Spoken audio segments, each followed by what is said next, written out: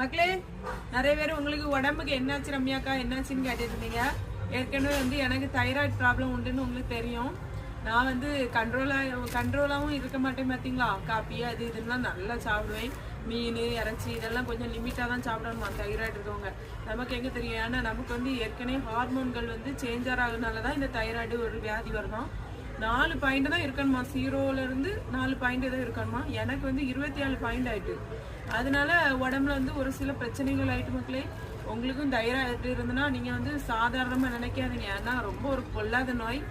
நமக்கு வந்து அப்புறமா அந்த டைம் தான் நமக்கு தெரியும் நம்ம வீடு இருக்கு பிள்ளைகள் இருக்கு அப்படின்னு யோசிப்போம். நம்ம இந்த மாதிரி ஒரு பிரச்சனை வரும்போது அது வரைக்கும் நமக்கு ஒண்ணுமே ஓடாது பார்த்துவாங்க.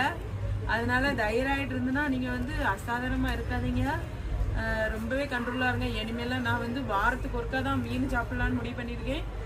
இறைச்சியும் ரொம்ப ஆசைப்பட்டா மட்டும் தான் சாப்பிடுவேன்.